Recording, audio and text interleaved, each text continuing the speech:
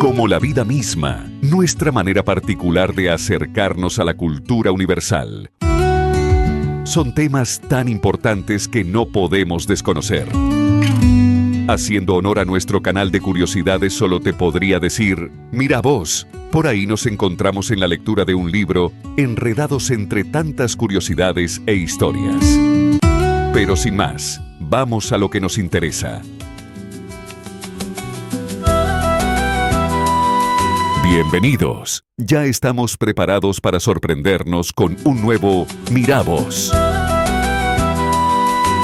Hola a todos y bienvenidos a este nuevo Mira Vos, un espacio donde nos sumergimos en las profundidades de las ideas que dan forma a nuestra existencia. Exactamente. Y precisamente hoy, nos adentramos en una obra que sacudió el pensamiento del siglo XX, El malestar en la cultura, de Sigmund Freud. Sí, una obra fundamental para entender por qué a veces la vida en sociedad, nos genera tanta inquietud. Y es que Freud nos lanza una pregunta que no te deja indiferente.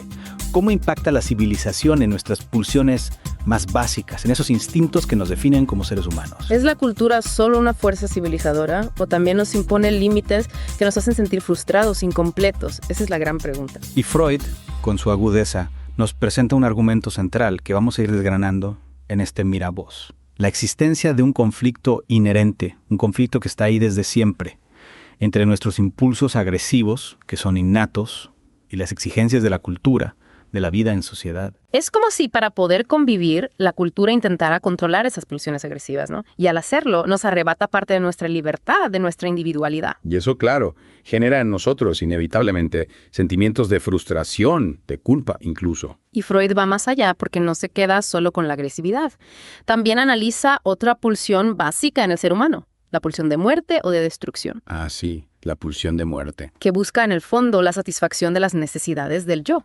Pero claro, esta pulsión también se ve sometida a una fuerte represión por parte de las normas culturales. Es como si la cultura nos estuviera diciendo constantemente que no podemos ser quienes realmente somos, que tenemos que reprimir nuestra naturaleza más profunda. Y lo más impactante quizás de la conclusión de Freud es que la cultura, por su propia esencia, está destinada a generar en nosotros insatisfacción, sufrimiento. Es una idea que nos hace cuestionar esa imagen idílica que a veces tenemos de la civilización, ¿no? Totalmente. Freud parte de una observación muy común. Cómo a menudo valoramos la vida, basándonos en criterios que en el fondo son bastante superficiales, ¿no? El poder, el éxito, la riqueza. Y dejamos de lado otros aspectos que quizás sean mucho más importantes para nuestro bienestar real. Como si viviéramos en una especie de engaño colectivo, ¿no? Donde lo importante no es lo que realmente nos hace felices, sino lo que la sociedad nos dice que debe hacernos felices. Exacto. Y Freud se da cuenta de que hay personas que son admiradas, que son veneradas incluso, por cualidades que van más allá de esos valores convencionales. Personas que rompen con esos falsos raseros. Sin embargo, reconoce que ese reconocimiento suele venir de una minoría. Es como si la mayoría siguiera atrapada en esa lógica del éxito material, del poder, de la riqueza. Es aquí donde Freud introduce un concepto a través de la correspondencia con un amigo que resulta fascinante. La sensación oceánica. Ah, la sensación oceánica. Sí, un sentimiento de eternidad, de no tener límites, una experiencia de infinitud. Como estar conectado con algo mucho más grande que nosotros mismos. Exactamente. Y este amigo de Freud interpretaba esta sensación, como la verdadera raíz del sentimiento religioso. Una vivencia subjetiva muy personal que estaría, en la base de todas las religiones organizadas. Una especie de experiencia mística que nos conecta con lo divino. En cierto modo, sí. Lo curioso es que el propio Freud admite no poder encontrar en sí mismo esa sensación oceánica. ¿En serio? Sí, subraya la dificultad que existe para examinar científicamente algo tan subjetivo, ¿no? Claro, ¿cómo se puede medir o analizar una experiencia tan íntima, tan personal? Es un desafío para la ciencia. Freud, para intentar explicar esta sensación, la compara con la idea de no poder caerse de este mundo. No puede caerse de este mundo. Interesante imagen. Como una especie de conexión indestructible con todo lo que nos rodea. Como si formáramos parte de un todo, de un tejido que nos une a todos. Sí, esa es la idea. Pero Freud al final lo ve más como una comprensión intelectual con un componente sentimental, pero no como esa experiencia primaria, fundacional de la que hablaba su amigo. Y aquí nos deja una pregunta para ti muy importante. ¿Es esa sensación oceánica una experiencia universal? algo que está en la base de todos nosotros, o se trata de una interpretación individual de una manera particular de entender el mundo. Una pregunta que nos lleva a reflexionar sobre la naturaleza misma de la fe, sobre lo que nos conecta con lo trascendente. Exactamente.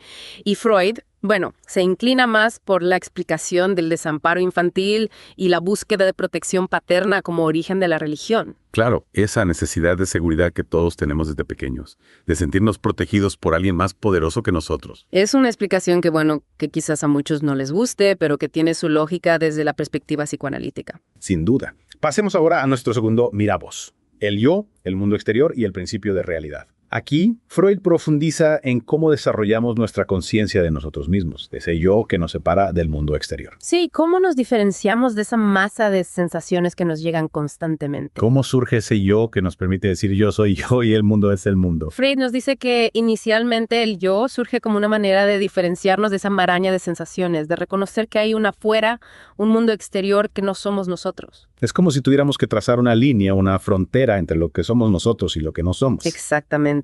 Y aquí Freud señala que las experiencias frecuentes de dolor, de displacer, juegan un papel crucial. Claro, el dolor nos obliga a distinguir, a separar. El principio de placer, esa búsqueda constante de lo agradable y la evitación del dolor, impulsa al yo a distinguirse del mundo exterior. Porque el mundo exterior, a menudo, nos trae dolor, nos trae sufrimiento. Exacto. Y así se forma, digamos, un yo placer puro que busca expulsar todo lo que le causa displacer. Es como un mecanismo de defensa, ¿no? Sí, una forma de protegernos de lo que nos hace daño.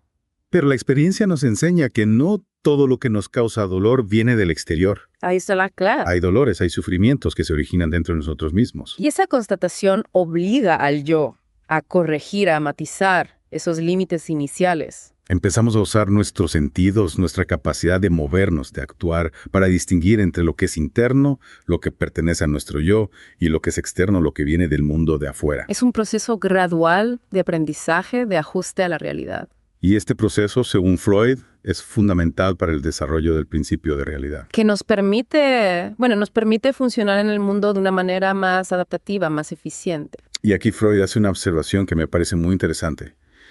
Esos mecanismos de defensa que nuestro yo utiliza contra el displacer interno, contra el dolor que sentimos dentro de nosotros, son muy similares a los que usamos contra el displacer que viene del exterior. Claro, como si nuestro yo tuviera un repertorio limitado de estrategias para lidiar con el sufrimiento. Y Freud nos advierte que esa conexión, esa similitud en los mecanismos de defensa puede ser la raíz de futuros problemas psicológicos. Es una idea que nos hace pensar en cómo nuestras estrategias para lidiar con el estrés, ya sea interno o externo, están íntimamente relacionadas. Y en cómo un mal manejo de una puede afectar a la otra. Totalmente. Pasemos ahora a nuestro tercer miravoz, que nos lleva a una idea que a mí me parece fascinante. A ver.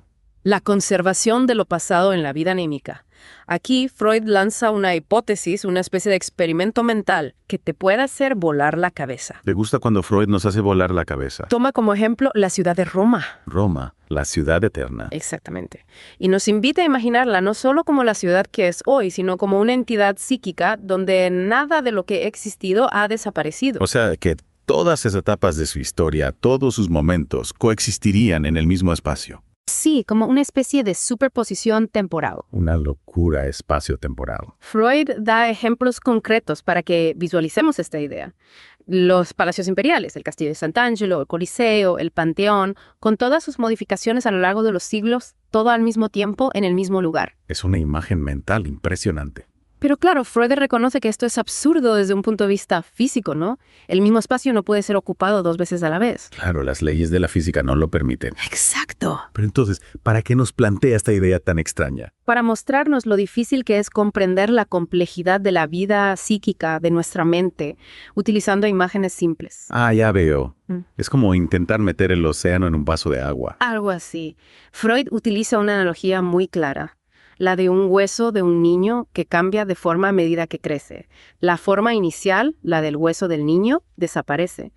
Pero en nuestra mente, en nuestra psique, podemos conservar todas las etapas, todas las formas que ha tenido ese hueso. Es como si nuestra mente tuviera una capacidad de almacenamiento infinita. En cierto modo, sí. Y Freud concluye diciendo que en la vida psíquica, la conservación del pasado, de todo lo que hemos vivido, es más la regla que la excepción. Aunque algunas cosas se pueden ir desvaneciendo, por supuesto. Es como si nuestra mente fuera un gran archivo donde guardamos todos nuestros recuerdos, todas nuestras experiencias, aunque no siempre seamos conscientes de ello. Exactamente. Pasemos ahora a nuestro cuarto mira a vos, que se adentra en un tema que a todos nos interesa.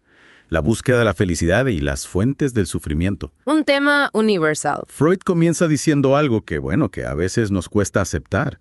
La búsqueda de la felicidad, tal y como la entendemos desde el principio de placer, es en última instancia irrealizable. Es como si estuviéramos persiguiendo una quimera. Pero, a pesar de eso, Freud también dice que no podemos renunciar al intento de acercarnos a ella. Claro, porque es algo que está en nuestra naturaleza, en nuestro código genético, por así decirlo. Y aquí explora dos caminos, dos estrategias que utilizamos para intentar alcanzar esa felicidad. Por un lado, priorizar la obtención de placer de todo aquello que nos produce satisfacción. Es la vía hedonista, la búsqueda del placer por el placer. Y por otro lado, concentrarnos en evitar el sufrimiento, en alejarnos de todo aquello que nos produce dolor. Es la vía estoica, la búsqueda de la serenidad a través del control de las emociones, del desapego. Pero Freud nos dice que ninguno de estos caminos nos garantiza la felicidad plena, la felicidad absoluta. Siempre habrá una cuota de insatisfacción, de dolor, incluso en las vidas más afortunadas. Y aquí Freud introduce el concepto de la economía libidinal individual. Cada uno de nosotros tenemos una manera particular de gestionar nuestra energía psíquica, nuestra libido. No hay una receta universal para la felicidad. Cada uno debe encontrar su propio camino, su propia manera de equilibrar el placer y el dolor. Y aquí influyen varios factores. Cuánto placer esperamos obtener del mundo exterior, cuánto deseamos independizarnos de él, cuánta capacidad creemos que tenemos para modificarlo. Y también nuestra propia constitución psíquica, nuestra personalidad. Claro, hay personas más eróticas, más orientadas a los vínculos afectivos, otras son más narcisistas, más centradas en sí mismas. Y otras son más activas, más orientadas a la acción, a la transformación del mundo exterior. Pero Freud nos advierte que aferrarnos a un solo camino, a una sola estrategia, puede llevarnos a experimentar sus limitaciones. Es como si nos pusiéramos anteojeras y nos perdiéramos la riqueza y la complejidad de la experiencia humana. Y entonces Freud enumera una serie de técnicas que utilizamos para intentar evitar el sufrimiento. Técnicas, estrategias, mecanismos de defensa, llámalo como quieras. Algunas son bastante radicales, como esa idea de matar los instintos, de renunciar a nuestros deseos, que encontramos en ciertas filosofías orientales. El camino de la negación, del ascetismo. Luego está la vía más racional, más occidental. La de dominar los instintos a través de la razón, del principio de realidad. Un camino que reduce el disfrute, pero también la intensidad del sufrimiento. Exactamente. Y luego está la sublimación, que consiste en canalizar esa energía instintiva hacia actividades socialmente valoradas. El arte, la ciencia, el trabajo intelectual. Una forma de transformar nuestras pulsiones en algo creativo, en algo que contribuya al progreso de la sociedad. Una vía noble, pero no apta para todos. Y no olvidemos la búsqueda de satisfacción en las ilusiones, en la fantasía, en el arte. Escapar de la realidad a través de la imaginación. Freud lo ve como un alivio temporal, que no tiene la fuerza suficiente para hacernos olvidar nuestra condición humana, nuestro destino. Y finalmente, habla de la orientación hacia el amor, hacia la búsqueda de la felicidad a través de amar y ser amado. El amor como motor de la vida. Freud reconoce su poder, su intensidad, pero también señala su fragilidad, su vulnerabilidad. El amor nos expone al sufrimiento, al rechazo, a la pérdida. Un camino que implica la renuncia a nuestra individualidad, a nuestra libertad de elección. Y que en el fondo nos infantiliza, nos mantiene en un estado de dependencia. Pasemos ahora a nuestro quinto mirabost. La cultura como fuente de malestar. Aquí es donde Freud nos lanza su tesis central, su idea más provocadora. La idea de que la cultura en sí misma es la causa de nuestro malestar. Freud nos dice, y esto puede sonar un poco radical, que si abandonáramos la civilización, si volviéramos a un estado primitivo, podríamos ser más felices. Es una idea que nos obliga a replantearnos nuestra relación con la cultura. Claro. Pero Freud, inmediatamente después de lanzar esta idea, se da cuenta de una contradicción. Que todo lo que utilizamos para protegernos del sufrimiento, para hacer nuestra vida más llevadera, pertenece a la cultura. Es una paradoja. Totalmente.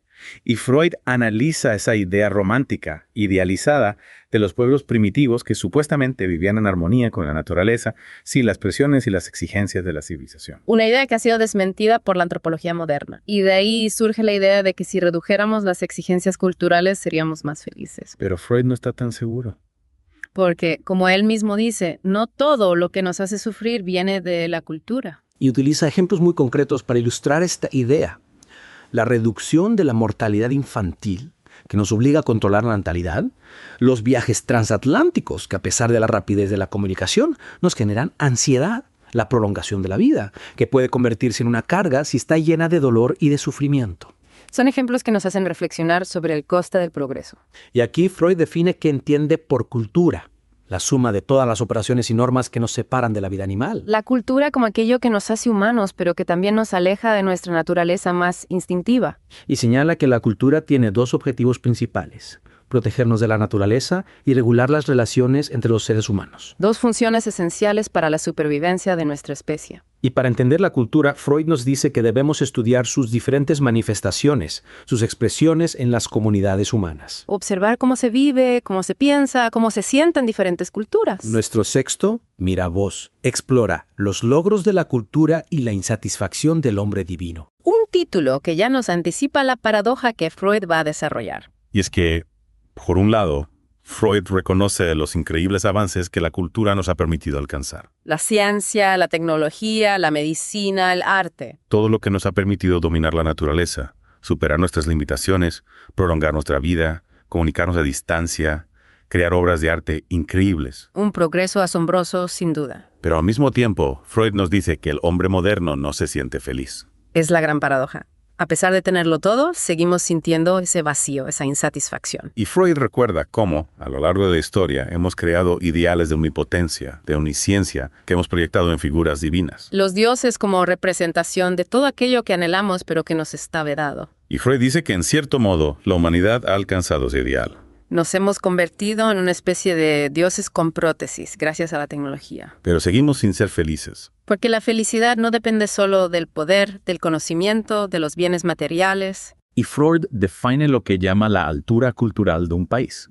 La limpieza, la eficiencia en la explotación de la tierra, la protección contra la naturaleza. La cultura como herramienta para hacer nuestra vida más cómoda, más segura, más eficiente. Pero la cultura no se limita a la utilidad. Y ahí está la clave. También busca la belleza, la limpieza, el orden. Aspira a algo más que la mera supervivencia. Y Freud da ejemplos muy interesantes.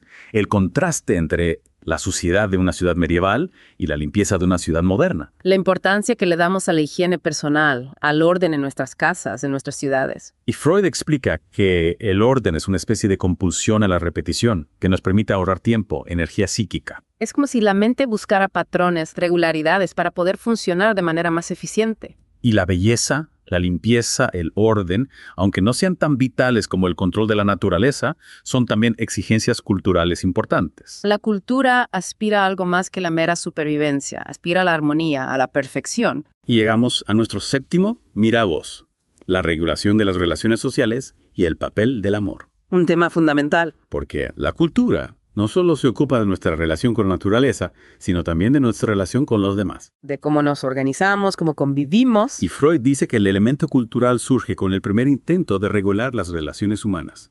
De evitar que la ley del más fuerte sea la que domine. La vida en sociedad implica la creación de normas, de leyes que nos obligan a renunciar a parte de nuestra libertad, de nuestra individualidad. Es el precio que pagamos por la seguridad, por la convivencia. Y Freud introduce aquí el concepto de la justicia.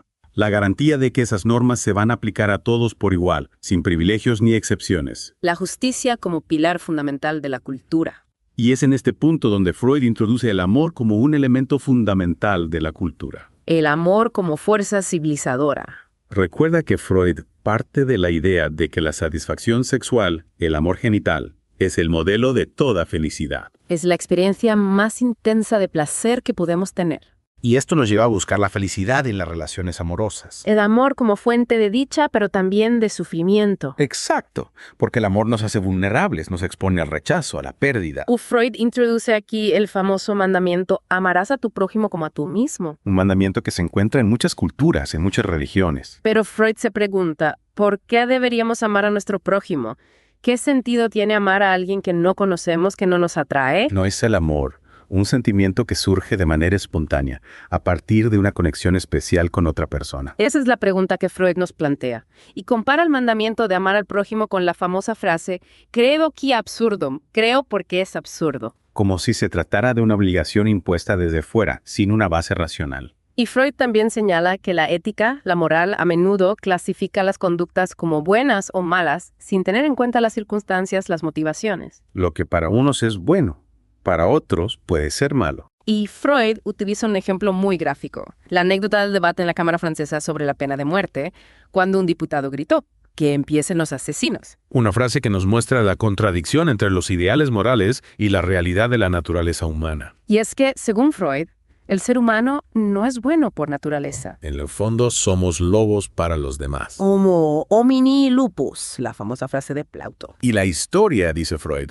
está llena de ejemplos que confirman esta visión. Guerras, conquistas, genocidios. La cultura, por lo tanto, debe buscar la manera de contrarrestar esa agresividad innata. Y para ello utiliza diferentes mecanismos. La creación de lazos de identificación, la represión de los instintos sexuales, el mandamiento de amar al prójimo. Es decir, intenta domesticar nuestra naturaleza salvaje. Pero Freud reconoce que los esfuerzos de la cultura solo han tenido un éxito parcial. La violencia, la agresividad siguen presentes en nuestras sociedades. Y todos en algún momento hemos experimentado la decepción, el dolor ante la maldad de los demás.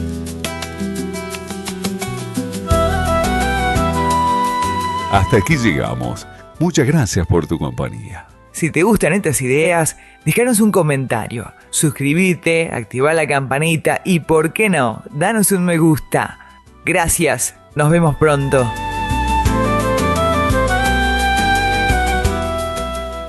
Como la vida misma. Gracias y hasta la próxima.